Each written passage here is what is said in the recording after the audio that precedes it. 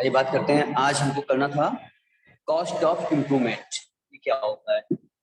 देखिए, कोई भी प्रॉपर्टी हम परचेज करते हैं तो उसमें कुछ ना कुछ हम इम्प्रूवमेंट कराते हैं, यानी उसको अगर बनवा लिया कुछ उसकी वैल्यू बढ़ जाती है उससे बनवाने से। जैसे कि मेरे पास एक प्रॉपर्टी हमने परचेज किया है 10 साल पहले।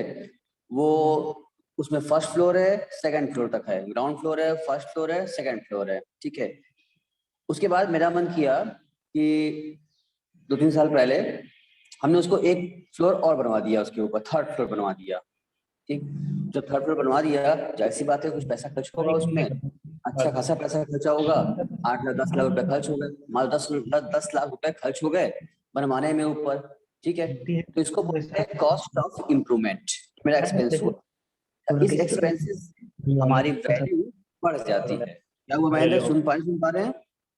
हम अपने अनुसार नहीं चलते, हम किसी को मतलब हम लोग पार्टनर आते हैं, हम लोग यही नहीं कि किसी को लेके वो भी भैया कंप्रोमाइज दोनों लोग हाँ करते हैं तब होता है ना। हाँ और नहीं पता एक लोग से नहीं होता। महेंद्र, किसकी आवाज आ रही है? महेंद्र, आप मेरी क्लास कर रहे हैं या किसी और से बात कर रहे हैं? आप ये बताइए। नहीं सर, क्लास कर रहे हैं, वो बगल में भैया लोग थे चले गए। नहीं तो आप क्लास कीजिए। आप आपकी बात से ओके। वैसे और लोग डिस्टर्ब हो रहे हैं। माइक ऑफ करके बात कीजिए आप। देखिए, तो जो एक एक्सपेंसेस होंगे हमारे, होता क्या है ना कि हम पूरा बता खत्म कर देंगे और आप कहीं और बात कर रहे होंगे, और जब यह टॉपिक खत्म ओवर होगा तो आप कहेंगे सर नहीं समझ में आया, एक बार फिर बताइए। आप ये नहीं कहेंगे कि हम किसी और से बात कर रहे थे, आप ये कहेंगे हम नहीं समझ में आया फिर बताइए। आप भी मेरी कमी निकाल देंगे कि हम समझा नहीं पाए आपको। इसलिए बार बार रिक्वेस्ट करते हैं कि एकदम कंसंट्रेट होके ठीक से बैठिए, हमारे साथ रहिए, साथ साथ कनेक्ट रहिए, एकदम दिल दिमाग आंख नाक कान सब ओपन रखिए आप, तब जाके समझ में आएगा। प्रोविजन है, छोटी सी पॉइंट मिस हो गई सब खत्म हो जाएगा। Be alert all of you. तो कोई भी एक्सपेंस किया हमने अगर उस प्रॉपर्टी पर, जिससे मेरी प्रॉपर्टी वैल्यू बढ़ गई, यानी एक्सटेंड हो गई। जो प्रॉपर्टी पहले 50 लाख का था, अब उस एक्सपेंस बनाने पर वैल्यू उसकी बढ़ गई, अब 60 लाख हो गया, 70 लाख रुपया हो गया। तो कॉस्ट जो लगा हमारा उस वैल्यू बढ़ाने में, उसको बोलते हैं कॉस्ट ऑफ इम्प्रूवमेंट। ये भी कॉस्ट ऑफ एक्विजिशन की तरह से लेस किया जाएगा आपका सेल प्राइस से कैपिटल गेन निकालते वक्त। देखिए, तो cost of improvement means capital expenditure incurred in making addition and alteration in the capital. Cost of any improvement means in addition to the special assets belonging being goodwill of a business on a right of to manufacture, produce a process of any article thing right to carry any business or profession shall be taken to be nil। यानी कि आप goodwill के लिए जो कुछ expenses बढ़ा रहे हैं नाम कमाने के लिए, वो नहीं माना जाएगा। तो आप ऐसा करिए जो कि दिखे बढ़ने पर। In relation to any other capital में such expenditure incurred prior to 1 अप्रैल 2001। हमने आपसे कहा ना 1981 वाला इंडेक्स लाके सारा रूल्स कहाँ रख दिया गया है, 2001 पर रख दिया गया है, 20 साल टका दिया गया आगे। अब सबका वही सारा प्रोविजन 81 वाला 2001 में चल रहा है इसमें। तो 2001 के पहले अगर आपने कोई इंप्रूवमेंट कराया, कोई खर्चा कराया है, ठीक है ना, prior to shall not be considered as a cost of improvement and will be ignored। फिर रिपीट कर रहे हैं, अगर 1 अप्रैल 2001 से पहले अगर आपने कोई इंप्रूवमेंट कराया है, एडिशन कराया है, कोई खर्च किया है, एक्सपेंस किया है, उसको इग्नोर कर दिया जाएगा। ये माना जाएगा कि आपने खर्च नहीं किया है। भले आपने खर्च किया है तो क्या हुआ, गवर्नमेंट कहेगी नहीं, टैक्स डिपार्टमेंट कहेगा नहीं, इसके पहले का है, इसका मतलब आप झूठ बोल रहे हैं, ये आप खर्चा नहीं किया है, इसको हम नहीं मानेंगे, इसको हम नहीं लेंगे। 2001 से पहले जो भी आपने बनवाया है, एक्सपेंस कराया है, वो सब कॉस्ट इम्प्रूवमेंट आपकी खत्म कर दिया, गवर्नमेंट ने काट दिया, नहीं मानेंगे आपका हम, हटाओ उसको। हाँ, 2001 के बाद खर्च किया अगर आपने, if capital cost incurred in on addition and alteration on और आफ्टर 1/4/2001 के बाद किया है, shall be treated as a cost of improvement and shall be deducted in computing capital gain. अगर 1/4/2001 के बाद का है तो ही आपको क्या मिलेगा, डिडक्शन मिलेगा, सेल प्राइस में से आप लेस करेंगे। अगर उसके पहले का है तो आपको लेस करने नहीं दिया जाएगा। क्या ये बात क्लियर है आपको? हम आगे बढ़ सकते हैं, ये टॉपिक क्लियर हो गया आप लोग को? चलिए, भूमिका जी सुन रही है, पंकज सुन रहे हैं, दीक्षांत, इसी का सलभ, क्लियर है बात? ये यानी cost of improvement yes sir, yes तभी सर, लेंगे जब अप्रैल 2001 के बाद किया गया हो। बस एक लाइन की बात है, 1 अप्रैल 2001 से पहले किया गया होगा तो उसको आप भूल जाएंगे, उसको आप छोड़ देंगे, इग्नोर कर देंगे, उसको नहीं माना जाएगा, नहीं लिया जाएगा, नहीं ले किया जाएगा। समझ गए? अब रही बात सेलिंग खर्चे के बारे में बात कर लें। सेलिंग एक्सपेंस कह रहा है आपसे, expenditure incurred Holi and exclusively connection with the transfer of capital assets is allowed. While computing the capital gain, such expenses may be include advertisement expenses, commission to the broker, registration fee borne by the assessee. ठीक है. If vacant possession is to be given as a part of the agreement of sale, the payment of consideration to be tenant as a for vacating the property is deductible as selling expenses. ठीक है. Net का मतलब क्या हो गया, full value of consider less selling expenses minus consideration. यानी ये हो गया कि आप अगर कोई प्रॉपर्टी सेल कर रहे हैं, सेल करने के लिए आपने कोई कमीशन दिया हुआ है ब्रोकर को. लोग लेते हैं ना प्रॉपर्टी सेल करते हैं, कहता है भैया 2% हमको चाहिए, हम आपको सेल करवा देंगे, तो 1-2% जो भी आपने कमीशन दिया है वो सेलिंग एक्सपेंसेस के रूप में होगा और ये सेलिंग एक्सपेंसेस आपका लेस हो जाएगा. तो आपने एक्सपेंस किया है, सेल प्राइस में से एक्सपेंस हो गया. अगर मान लीजिए 50 लाख की प्रॉपर्टी में से अगर आपने 2 लाख रुपया कमीशन दे दिया है तो आपकी प्रॉपर्टी सेल नेट कंसीडरेशन जो मानी जाएगी, सेल प्राइस वो 48 लाख मानी जाएगी. 50 लाख पे आया जिसमें 2 लाख कमीशन पे कर दिया हमने, तो मेरे हाथ पे 48 रुपया है ना, तो हम 48 लाख रुपए को मानेंगे नेट कंसीडरेशन. ठीक है. और ये एक लाइन इसमें जो और बड़ा हुआ, ध्यान से इसको दोबारा रिपीट कर देते हैं, देख लीजिए. If vacant position is to be given as a part of the agreement of sale, okay, the payment of consideration to tenant for vacating the property is deductible as selling expenses. कभी कभी होता है ना कि कोई property जो अब cell किए हुए हैं उसमें जो किराएदार भी पहले से पड़ा हुआ है और कहता है वो खाली करने के लिए है ना, to tenants for vacating the property, उस प्रॉपर्टी को खाली करने के लिए वो 1,50,000 मांगता है, हमको 30 दिन निकलेंगे हम, तो जो आपने उसको दिया वो भी एक्सपेंस माना जाएगा, वो भी क्या होगा कहा गया है is deductible as selling expenses तौर पर माना जाएगा. एक्सपेंस आप घटा देंगे तो आपकी सेल प्राइस नेट मिल जाएगी. अब इसको एक क्वेश्चन करके देख लेते हैं, इस प्रोविजन के बारे में अच्छे समझ में आ जाएगा. कह रहा है mister A purchased a house in Delhi in 2000 for rupees 1 lakh. अच्छा ध्यान दो, ये कब खरीदे हैं, 2000 में खरीदे हैं, ठीक है ना, 2001 के पहले हो गया. कहाँ खरीदे हैं, दिल्ली में खरीदे हैं. Purchase house in Delhi for in 2000 for rupees 1 lakh. इसी का ध्यान समझो, बहुत तुम्हारा नहीं छूटा हुआ है, इस क्वेश्चन को ध्यान समझो, हम पूरा बता देंगे, रिपीट कर देंगे, आपको समझ में आ जाएगा. ठीक है ना, कुछ आप घबराइएगा नहीं क्या कुछ छूटा हुआ है, ये यहाँ आपका विषय भी कवर कर देंगे. क्वेश्चन ध्यान समझिए. 1 लाख रुपए का प्रॉपर्टी इन्होंने परचेज किया है, ठीक है, and added 2 rooms and a veranda in a house at cost of 30,000 रुपए इन 2000. यानी कि 2000 में मकान खरीदा और 2000 से 2000 में ही क्या किया इन्होंने, एक मकान लिया और सन 2000 में ही क्या कर लिया, इसको बोलो क्या किया, इसको बनवा लिया, 2 रूम वगैरह बरामदा वगैरह बनवा लिया इन्होंने, 30,000 खर्च कर दिया. अब कब किया, 2000 में. आपको अच्छे से भी समझा के आए हैं कि 1/4/2001 से पहले कोई भी आपका अगर कॉस्ट इम्प्रूवमेंट होगा, बनवाने में लगा होगा पैसा, वो नहीं लिया जाएगा, आप याद रखिएगा. He made improvements in the house and added 2 क्या लिखा है bedrooms at a cost of 2,40,000 in May 2014. अब 2014 में क्या किया गया है, बनवाया गया है, कॉस्ट इम्प्रूवमेंट किया गया है, ये तो भाई लिया जाएगा, जो की बात का है. Mister A sells the house on July 2020. इसका मतलब ये कब बेच रहे हैं, जुलाई 2020 में बेच रहे हैं. और जुलाई 2020 किस में फॉल कर रहा है, हमारे फाइनेंशियल ईयर में देखो आ गया. हम जो टैक्सेबिलिटी कर रहे हैं हम लोग कर रहे हैं फाइनेंशियल, हमारे क्या है प्रीवियस ईयर 2020-21, हम लोग 2020-21 तय कर रहे हैं, असेसमेंट ईयर 21-22 में. तो अब जुलाई 2020-21 में आता है. इस फाइनेंशियल में उन्होंने क्या किया है, 20-21 में 25 लाख रुपए प्रॉपर्टी सेल कर दिया. Find out the capital gain if the fair market value of the house as on 1 April 2001 is 4 lakh.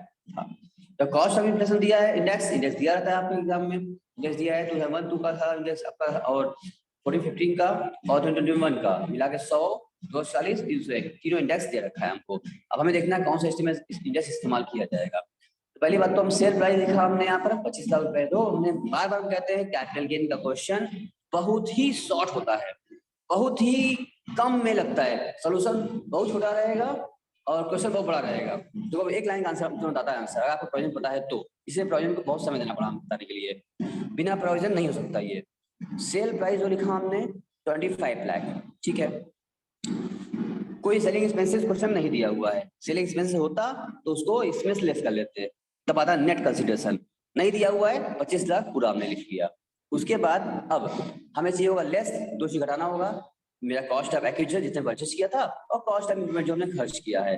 और कॉस्ट ऑफ एक्विजिशन की बात करें कि लोग लिए हैं 2000 में लिए हैं, सन 2000 में इन्होंने लिया था प्रॉपर्टी 1 लाख रुपए का, ठीक है। और तो हमने ये बात भी रूल बताया गया था इसका हम लोगों को, हम लोग कल परसों पढ़े थे ये बात, कॉस्ट ऑफ इम्प्लीमेंट में हम लोग ये पढ़ा था कि अगर प्रॉपर्टी 1 अप्रैल 2001 से पहले परचेज किया गया है तो उस कंडीशन में उसकी परचेज प्राइस या 1 अप्रैल 2001 को उस प्रॉपर्टी की शेयर मार्केट वैल्यू, इन दोनों में जो असेसी के लिए बेनिफिशियल होगा वो लेस किया जाएगा, वो उसकी कॉस्ट मान ली जाएगी। जाहिर सी बात है इन दोनों में जो ज्यादा होगा वही एसएससी के लिए बेनिफिशियल होगा और वही कॉस्ट मान ली जाएगी ताकि उसकी कैपिटल गेन कम आए। देखा जाए 1 लाख परचेज किया था और 1 अप्रैल 2001 की जो फेयर मार्केट वैल्यू है वो वैल्यू उसकी 1 ही लाख रुपए की खाली है। वैल्यू क्या उसकी है सर, कितनी है आगे 1 लाख परचेज किया था और 1/4/2001 को वैल्यू उसमें दिया हुआ है, हाँ दिया है 4 लाख रुपए दिया हुआ है, लिखा है तो मार्केट वैल्यू दिया हुआ है और उसकी 1 अप्रैल 2001 को 4 लाख रुपए की वैल्यू थी उसकी, ठीक। तो हम क्या लें, 1 लाख रुपए लें या 4 लाख रुपए लें, विच एवर हायर ले लो, जो हायर होगा वैसे फायदा होगा, तो हम 4 लाख रुपए वैल्यू पकड़ेंगे उसको, ठीक है। फिर रिपीट कर रहे हैं, जब प्रॉपर्टी 1 अप्रैल 2001 से पहले परचेज किया गया और दीक्षांत ऋषि का, ऐसे केस में हमें गवर्नमेंट कहती है या इनकम टैक्स डिपार्टमेंट कहता है कि 1 अप्रैल की जो पहले आपने परचेज किया है उस आपकी परचेज प्राइस या 1 अप्रैल 2001 को market value, fair market value जो है, इन दोनों में जो ज्यादा हो वो ले लो ताकि वो आपके लिए बेनिफिशियल हो जाएगा। तो जब परचेज किए थे 2000 में तो 1 लाख रुपए था और 1 अप्रैल 2001 की वैल्यू की फेयर मार्केट वैल्यू 4 लाख रुपए थी, तो विच एवर इज हायर वही आपकी कॉस्ट बनेगी। तो अधिक कौन हो गया, 4 लाख रुपए अधिक हो गया, हायर हो गया, तो 4 लाख रुपए की कॉस्ट बन जाएगी। तो 4 लाख रुपए को तो पहले भाई कॉस्ट ऑफ एक्विजिशन माना गया। अब क्योंकि ये लॉन्ग टर्म हो गया है तो लॉन्ग टर्म प्रॉपर्टी के लिए इसको हम सेल करना होगा, हमको सेल करें तो हम इसमें क्या करेंगे, इंडेक्स का बेनिफिट भी देंगे। इंडेक्स मतलब इन्फ्लेशन का बेनिफिट भी मिलेगा इनको और उसका इंडेक्स का जो वैल्यू है वो दे रखा है हमको, ठीक है। 2001 की कॉस्ट थी तो फॉर्मूला में बताया था आपको कि आपकी जो जिस ईयर में आप ले रहे हैं 2001 की कॉस्ट पकड़ा है आपने, वहीं से स्टार्ट हो रहा है, उन्हें परचेज ईयर का इंडेक्स नहीं 2001 का आपने लिया 2001 का इंडेक्स से आप डिवाइड करेंगे और करंट ईयर यानी कि जिस साल आपने सेल किया है उस सेलिंग ईयर के इंडेक्स से आप इंटू कर देंगे। तो 4 लाख डिवाइडेड बाई आप करेंगे 100 और इंटू आप कर देंगे 301।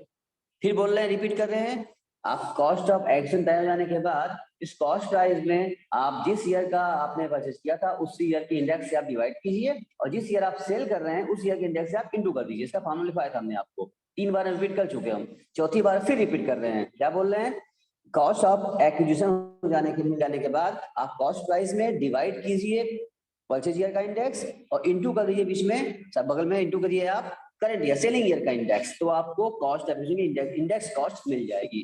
तो 4 लाख डिवाइड बाई 100 इंटू 301 किया हमने, जो इंडेक्स दिया हुआ था, तब मेरी वैल्यू क्या आ गई, 12 लाख 4 वैल्यू आ गई हमारी। ये इन्फ्लेशन के हिसाब से हो गया वैल्यू, 12 लाख 4 हजार रुपए वैल्यू मेरी इंडेक्स कॉस्ट आ गई। अब रही बात कॉस्ट ऑफ इम्प्लीमेंट की, वो भी लेस करना होगा। तो कॉस्ट ऑफ अभी हमने सीखा कि 2001 के पहले अगर आप कोई भी खर्च किए होंगे वो अलाउड नहीं होगा, वो डिडक्टेबल नहीं होगा। 2001 में आपने 2000 में आपने 30,000 रुपए खर्च किया था जो कि इग्नोर कर दिया जाएगा, ये नहीं माना जाएगा, ये नहीं लिया जाएगा आपका। लेकिन हाँ 2014 में जो आपने 2,40,000 रुपए एक्सपेंस किया है ये लिया जाएगा, ये माना जाएगा। तो ये कल 2001 की बात करते हैं। तो 2,40,000 अब इसमें भी इन्फ्लेशन मिलेगा आपको, इंडेक्स मिलेगा, तो इंडेक्स मिलेगा आपको, तो वही बात यहाँ भी रहेगी, जिस ईयर में आपने इंप्लीमेंट कराया है डिवाइड करिए उस ईयर के इंडेक्स से और इंटू कर दीजिए करंट ईयर के यानी सेलिंग ईयर के इंडेक्स से। तो आप 2,40,000 डिवाइड बाई 2000 मई 14 है, इसका मतलब 14-15 का इंडेक्स लगेगा आपका, जो कि दिया हुआ क्वेश्चन में 240 दिया हुआ है। तो 2,40,000 divide by 40 into selling year index 301 दिया हुआ है, उसको कर दिया हमने, ठीक है। हालांकि ये पहले इंटू कर डिवाइड कर रहा है, हम आपको सिखा रहे हैं बार बार इजीली कि पहले आप डिवाइड फिर इंटू करिए, काटिए से आप, इसका क्या आ गया आपका, ये भी कॉस्ट ऑफ इम्प्लीमेंट का भी इंडेक्स आ गई, यानी इंडेक्स कॉस्ट ऑफ इम्प्लीमेंट आपकी आ चुकी है।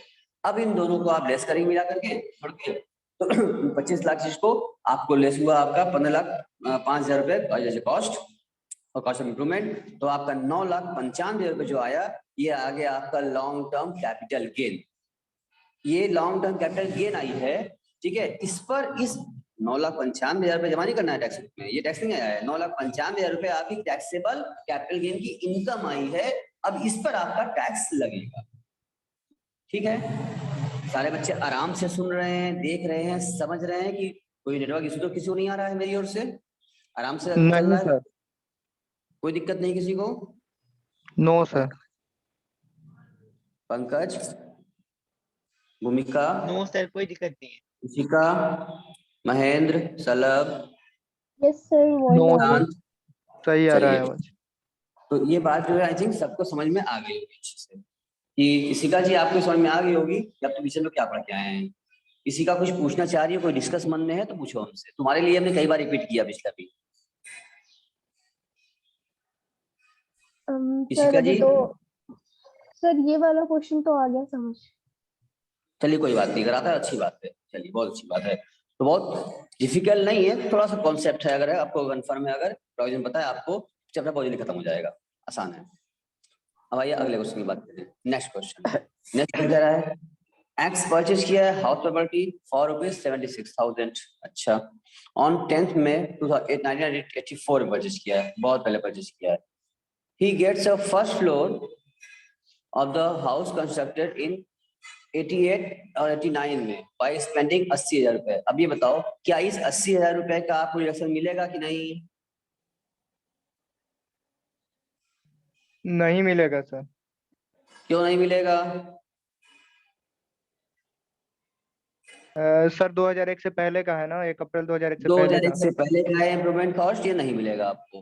ही dies on 12 September 2004। The property is transfer to Mrs X by his will. Will मतलब क्या? उसकी वसीयत, उसकी वसीयत के हिसाब से किसको मिल गया? उसकी मिसेस को मिल गया। ठीक है, अब मिसेस उसकी ओनर बन जाएंगी। अब देखो यहाँ भी वो प्रीवियस ओनर की कॉस्ट वाला बात भी आ जाएगा, तो इनको तो भाई विल में मिला है, मिसेस ने इनके मिसेस ने परचेस तो किया नहीं था, परचेस तो उसने किया था ना, एक्स ने। एक्स मर गया, उसकी प्रॉपर्टी इनहेरिटेंस इनको ये पा गई, विल के हिसाब से मिसेज उनके पा गई। अब इनकी मिसेज जब सेल करेंगे तो इन्होंने परचेस तो किया नहीं था, लेकिन इनकी कॉस्ट के लिए ये कहा जाएगा प्रीवियस ओनर की कॉस्ट इनकी कॉस्ट मानी जाएगी। बताइए आप लोगों को। चलिए, तो mister x spends 81,900 during the 5-6 for renewal reconstruction. क्या ये मिलेगा इनको? बिल्कुल मिलेगा, क्योंकि 2004 में इन्होंने कब 2005-6 में किया है, 2001 के बाद का खर्चा सब कुछ अलाउड होता है फॉर, ठीक है, इम्प्रूवमेंट तौर पर। Mrs X sell house property for ₹18 lakh, 18 lakh इन्होंने परचेज कर लिया। ठीक है, सॉरी सेल किया ऑन 15 March 2021। क्या हो गया इसका मतलब? ये जो 21 में बेचा है इसको हम क्या बोले? ये हमारे फाइनेंशियल में आ गया? नहीं आएगा? हाँ सर्विस इसमें आ गया। और उन्होंने ब्रोकरेज भी पे किया है 18,000 रुपए। जो ब्रोकरेज पे किया है एक्सपेंसेस हो गया है, तो ब्रोकरेज को हम लेस कर लेंगे, तब मिल जाएगा हमको नेट कंसिडरेशन मिलेगा हम लोगों को। द फेयर मार्केट वैल्यू दिया हुआ है हाउस का 1 अप्रैल को 3,20,000 रुपए था। अब आपसे कह दिया है कि चाहे टैक्स निकालिए, इनकम टैक्स निकालिए, मुझे 21-22 के लिए आप निकाल दीजिए, टैक्स निकाल दीजिए इसके आप। तो इन्होंने प्रॉपर्टी परचेज किया था 76,000 रुपए, ध्यान दो, 84 में। और 2000 नियम यही था ना, रूल यही बताया गया आपको कि अगर प्रॉपर्टी आपकी 1 अप्रैल 2001 से पहले की है, परचेज की हुई है, तो आपकी परचेज प्राइस या 1 अप्रैल 2001 की fair market value whichever is higher, वही क्या होगा, आप इंडेक्स ले लेंगे, वही वैल्यू आप कॉस्ट मानी जाएगी, और इंडेक्स के लिए आप 2001 का ही इंडेक्स लेंगे। ठीक है, चलिए वही शुरू हुई बात। मान लो कि 1984 वाला प्रॉपर्टी अगर ज्यादा हो जाता, जैसा फिलहाल यहाँ तो क्या है, अप्रैल की वैल्यू क्या थी इसकी, 1 अप्रैल 2001 की वैल्यू 3,20,000 रुपए थी, और यहाँ वैल्यू 76,000 रुपए थी, तो आप क्या लेंगे कॉस्ट के तौर पर? 3,20,000 रुपए आप लेंगे कॉस्ट के तौर पर। ठीक है, और इंडेक्स क्या लेंगे? 2001 का ही लेंगे। लेकिन मान लो अगर उल्टा हो जाता, 2001 की फेयर मार्केट वैल्यू 76,000 होती और परचेज प्राइस 3,20,000 होती, 2084 में क्या, 1984 में 76,000 होती, तब क्या लेते? तब भी हम 3,20,000 ही लेते, बीच वही हायर 84 की वैल्यू लेते हम। तो हम 84 की वैल्यू लेते तो इंडेक्स कहाँ का लेते हैं, क्योंकि इंडेक्स 84 में था ही नहीं, तो इंडेक्स जब भी लेंगे इंडेक्स हमेशा 2001 से ही लेंगे। ठीक है, चाहे हम 2001 की वैल्यू लें चाहे 84 की वैल्यू लें, इंडेक्स हमेशा 2001 की लेंगे। ठीक है, चलिए आइए देखते हैं। अब जब सेल प्राइस लिखा हमने 18 लाख, उसमें से एक्सपेंस घटा दो 18,000 रुपए, आ गया नेट सेल कंसिडरेशन आ गई आपकी 87 हो गई। इसमें से कॉस्ट ऑफ एक्विजिशन में इंडेक्स प्राइसिंग देंगे हम, तो इंडेक्स कॉस्ट ऑफ एक्विजिशन और इंडेक्स कॉस्ट ऑफ इंप्रूवमेंट, इन दोनों को लेस कर लिया जाएगा। आप इन दोनों को लेस कर लीजिए, तो पहले इंडेक्स देना होगा, आपको पता है कि आपने वैल्यू 3000 20,000 पकड़ी, 84 पर नहीं लिया आपने, 2001 की वैल्यू लिया आपने, 3,20,000 डिवाइड बाई परचेज ईयर का इंडेक्स यानी 100 इंटू, अब परचेज में कौन सा हमने भी बताया 84 का नहीं, 84 वैल्यू चाहिए जो लो, इंडेक्स 2001 का लेना होगा आपको, तो डिवाइड बाई 100 किया इंटू करंट ईयर का यानी प्रीवियस ईयर का इंडेक्स, जिस सेलिंग ईयर का इंडेक्स कर सकते हैं आप, जिस साल सेल किया उसका इंडेक्स ले लिया इंटू 301 कर दिया, तो आपकी इंडेक्स कॉस्ट ऑफ एक्विजिशन आ गई। उसके बाद जो इंप्लीमेंट कराया था, पहला इंप्लीमेंट तो आपको मिलेगा ही नहीं क्योंकि 2001 के पहले का था, और उसके बाद जो इंप्लीमेंट कराया है 81,900 रुपए वो मिलेगा। तो इंप्रूवमेंट वाले ईयर का जो इंडेक्स दिया हुआ है उससे आप डिवाइड करेंगे इनटू करंट ईयर का, जिस साल आपने इंप्रूव उस साल का, यानी कि जब वैल्यू जे कि जब भी इनटू करना होगा आपको, जिस साल आप ट्रांजेक्शन कर रहे हैं उस साल का, जिस साल आपने एक्सपेंस किया है, जिस साल आपने सेल किया है सेलिंग में ले लिया, जिस साल आपने इंप्रूवमेंट कराया था उस साल का। तो ठीक है, बात समझ में आ रही है? तो हमने क्या किया, हमने लिया इंडेक्स कॉस्ट इंप्रूवमेंट में cost improvement divide by improvement year का इंडेक्स इनटू सेलिंग ईयर का इंडेक्स, क्योंकि जिस साल सेल कर रहे हैं यहाँ तक का इंडेक्स ले लिया हमने। हर बार कह रहे हैं इनटू क्या होगा, इंडेक्स में इनटू क्या होगा, हमेशा इनटू होगा आपका सेलिंग ईयर का इंडेक्स और डिवाइड होगा आपका परचेज ईयर के इंडेक्स से या इंप्रूवमेंट ईयर के इंडेक्स से। याद नहीं करना पड़े चाहिए आपको इस बात को, ठीक है? वैल्यू का क्या सामने आ गई, इन दोनों को आपने घटाया तो आपका टैक्सेबल कैपिटल गेन 6,08,100 रुपए आ गया। ये क्या था, ये लॉन्ग टर्म आया है कि शॉर्ट टर्म आया है, कौन बताएगा? ये लॉन्ग टर्म है कि शॉर्ट टर्म है? लॉन्ग टर्म है सर ना। चलिए, अब इसमें भी किसी को कुछ पूछना है तो हमसे वो पूछ सकता है, एक बार देख सकता है, देख लीजिए आप फिर से एक बार इसको, कोई डाउट हो तो हमसे आप उसको पूछ सकते हैं, मैं फिर हम आगे बढ़े। और कि हमने कहा था क्वेश्चन लगाना इसका कोई डिफिकल्ट काम नहीं है, एकदम आसान है, थोड़ा बस प्रोविजन पता होना चाहिए आपको, और प्रोविजन पता है तो कोई दिक्कत आपको आएगी ही नहीं, ये तो कंफर्म है। सर हाँ बोलो। सर कैसे पता चला लॉन्ग टर्म है? देखो, प्रॉपर्टी की बात की जाए, अगर लैंड बिल्डिंग कहा गया था कि उसमें केस थे कि 1/4/2017 से पहले का लिया गया है अगर वो, तो 3 साल से कम है तो शॉर्ट टर्म, 3 साल से ज्यादा है तो लॉन्ग टर्म, और अगर 1 अप्रैल 2017 के बाद की प्रॉपर्टी परचेज की गई है तो रखा गया है 2 साल, 2 साल से 24 मंथ से कम है तो शॉर्ट टर्म ड्यूरेशन सेलिंग का, और अगर उससे अधिक के होल्ड किया है 2 साल से ऊपर है तो लॉन्ग टर्म। ये प्रॉपर्टी 84 के होल्ड किए हुए हैं ये भाई साहब ना, परचेज किए थे, अब बेच रहे हैं 2020 में 21 में, इसका मतलब काफी 2-3 साल से ऊपर तो हो ही गया, 3 साल से ऊपर काफी ऊपर हो गया, इसलिए इसको लॉन्ग टर्म कहा गया। भाई अगर 3 साल से कम का होता, 36 महीने से कम का होता तो बोलते शॉर्ट, ठीक है? Okay sir. जो क्लास छूटी है आपकी वो मिल जाएगी आपको, तो आप समझ में आपको आ जाएगा अच्छे से इसका।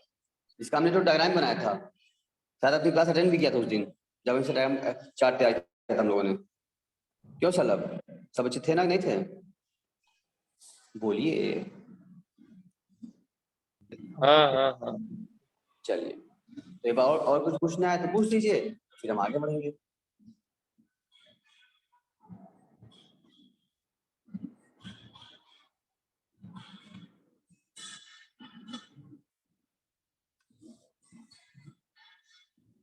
Want to ask anything more?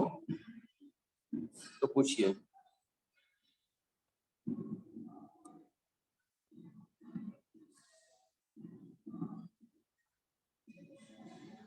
दो मिनट हम दे रहे हैं आपको, आप क्वेश्चन चाहें तो दोबारा क्वेश्चन दोनों रीड कर लीजिए जो भी आज हमने कवर किया अभी, उसके बाद कुछ कहीं इसकी या इसकी ये क्वेश्चन या इसके पहले क्वेश्चन कोई भी पूछना हो तो आप पूछ सकते हैं हमसे।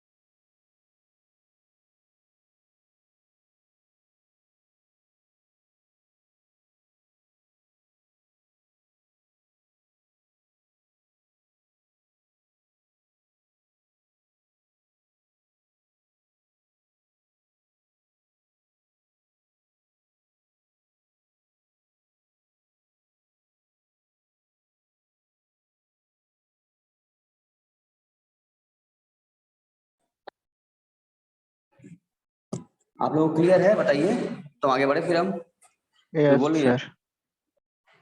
बढ़ जाएंगे हम लोग।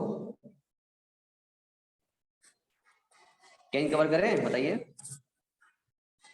Yes sir. चलिए यस सर। पूरी बात समझ को आ रही है। पंकज जी क्लियर है ना? पंकज जी सर। आप हैं? चलिए तो 10 करते हैं। Shyam purchase a house in Ajmer in 1999 for rupees 1,20,000 and added 2 rooms in the house at a cost of 50,000 in 2000। 1999 purchase किए थे भाई। तो अब ये अब देखना पड़ेगा हमको कि 2001 के पहले का है तो 2001 की अप्रैल 2001 की क्या फेयर मार्केट वैल्यू है वो, या 1,20,000 जो दोनों में ज्यादा हो वो कॉस्ट लेंगे और इंडेक्स भी 2001 का ही लेंगे।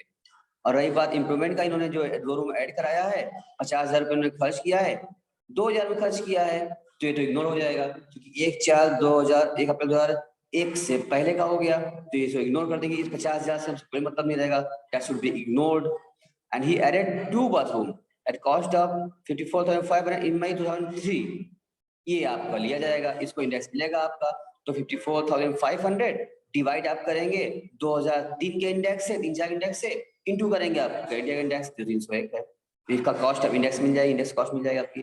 फिर ऑन द कह रहा है 1/1/2019 Shyam agreed to sell the house to Mr. Suresh who however failed to honor his promise. As a result and the advance money 1 lakh rupees was forfeited by Shyam।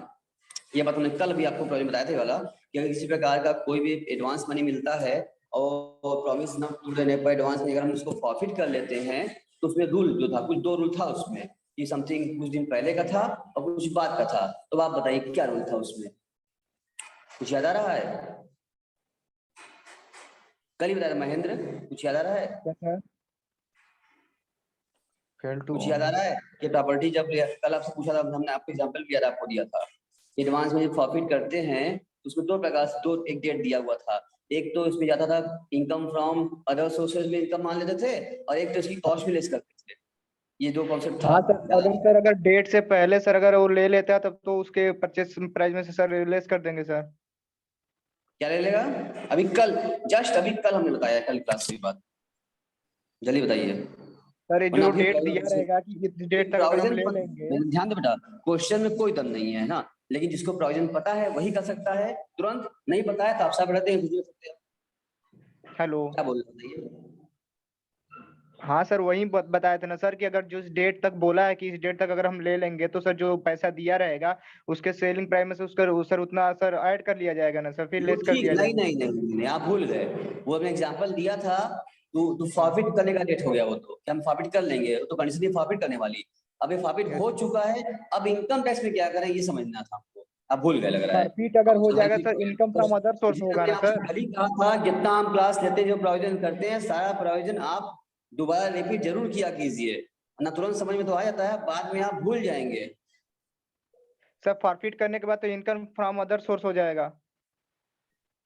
आओ हम चल रहे हैं ना, तुम्हें याद भी आता है, तुम रिवाइज, कोई बच्चा रिवाइज करता नहीं है, सोचता है कि अब हाँ आ गया कोई दिक्कत नहीं है, तो आप बाद में परेशान हो जाएंगे बच्चा। इसलिए हम रोज कहते हैं कि तुरंत आप रिवाइज कीजिएगा। कौन सा कहाँ था सुपर, कहाँ गया प्रोविजन, कौन से पेज नंबर पर बताइए जरा, तो जो कल बताए थे अभी हम।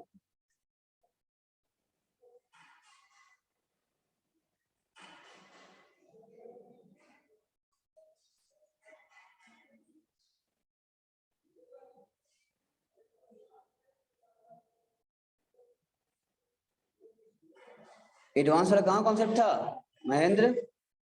17 वाला था ना सर, एक cost of acquisition in case of advance money received. हाँ हाँ हाँ, कौन सा पॉइंट था? 17।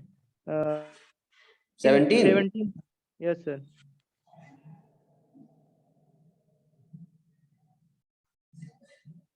17। हाँ आओ देखते हैं इसको एक बार फिर से, इसका ध्यान दीजिए, रिवाइज करना बहुत जरूरी है आपको, ये कल बताया था हमने भी आपको। देखो मैंने भूल गए, where any capital assets was any previous occasion the subject of negotiation of its transfer any advance or other money received and retained by the assessee in respect of the such negotiation shall be deducted from the cost for which the assessee was required or the written down value of the fair market value as the case may be. ठीक है ना? Computing the cost option बता रहा है आपसे, क्या बताया गया आपका? However, where the such advance is received and forfeited on or after 1 अप्रैल 2014, ये वाली डेट महेंद्र जी आप भूल गए थे, आपको वही याद था किसा क्या लेस करना है, बट ये डेट आप भूल गए। मेन बात थी इस डेट की जो लॉ में डिफाइन किया है, प्रोविजन का था, लिखा था where such advance is received and forfeited on or after, on और मतलब 1/4 या उसके बाद से लेके आज तक 1 अप्रैल 2014 से बाद से आज तक में अगर क्या रिसीव किया है, फॉरवर्ड किया है, it shall be deemed to be the income of the assessee and chargeable under the head of income from other sources. It shall not be ध्यान दो, it shall not be deducted from the cost of the assets. बात समझ में आई? ये date आप भूल गए, कल ही डिस्कस किया था हमने, वापस हम इस पर दिखा दिया आपको। प्रोविजन जानना बहुत जरूरी है, बार बार कह रहे हैं हम, 1000 बार कह चुके हैं। कैपिटल गेन चैप्टर में सबसे बड़ी बात प्रोविजन की है। प्रोविजन पता है आपको, लॉ पता है आपको, तो क्वेश्चन में कोई तो नहीं हो, फर्स्ट डिसीजन लेंगे आप क्या करना है। अब देखो 1/4/2014 के बाद अगर आपने फॉरफिट किया, रिसीव किया है, तब तो ये आपकी इनकम फ्रॉम क्या मानी जाएगी, तब की आप इनकम फ्रॉम अदर सोर्सेज में मानी जाएगी ना, इनकम फ्रॉम अदर सोर्सेज मान के टैक्सेबिलिटी वहां हो जाएगी, कैपिटल गेन में नहीं आएगा। लेकिन 1/4/2014 से पहले अगर आपने फॉरवर्ड रिसीव किया है तब तो ये आपकी इनकम फ्रॉम कैपिटल गेन मानी जाएगी, ठीक है। और उसके लिए आपको कॉस्ट में से लेस